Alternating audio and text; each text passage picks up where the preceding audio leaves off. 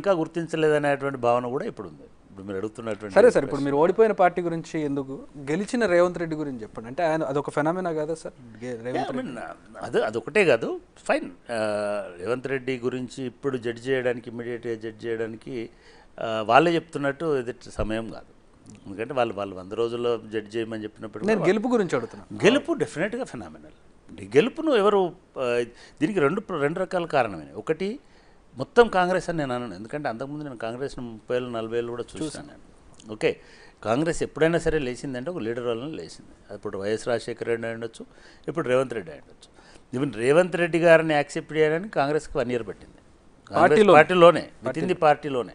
అంటే ఆయన అంత హ్యూమిలియేట్ చేసి, అంత ఇది చేసి, అంత ఐసోలేట్ చేసి, చివరికి ఆయన పాదయాత్ర చేసుకొని నేను అది బయటపడతా అంటే కూడా పోటీగా మళ్ళీ ఒక పాదయాత్ర పెట్టి ఇవన్నీ డ్రామాలు జరిగినాయి.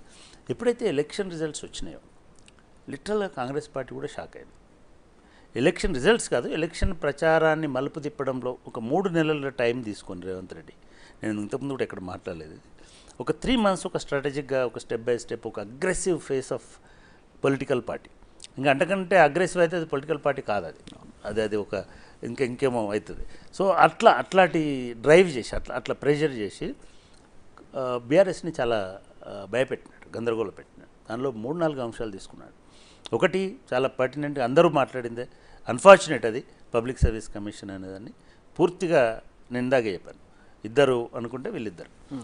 రెండవది, ఈ నరేటివ్స్ డెవలప్ చేయడంలో ముఖ్యంగా అవినీతి, కుటుంబ పాలన, దీనికంటే ఫస్ట్ ఇంపార్టెంట్ అహంకారం, దొరతనం, ఇవన్నీ జనాలని చాలా, అఫ్కోర్స్ మనం రేవంత్ రెడ్డికి ఎంత క్రెడిట్ ఇవ్వాలో సునీల్ కనుగోలు కూడా అంతే క్రెడిట్ ఇవ్వాలి.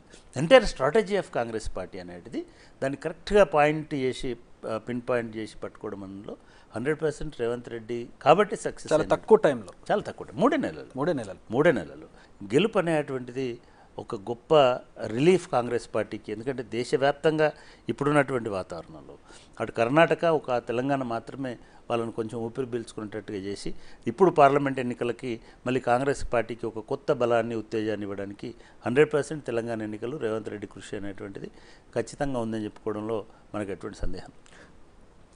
అసెంబ్లీ ఎలక్షన్స్ టైంలో ముందస్తుగానే అభ్యర్థులందరినీ ప్రకటించిన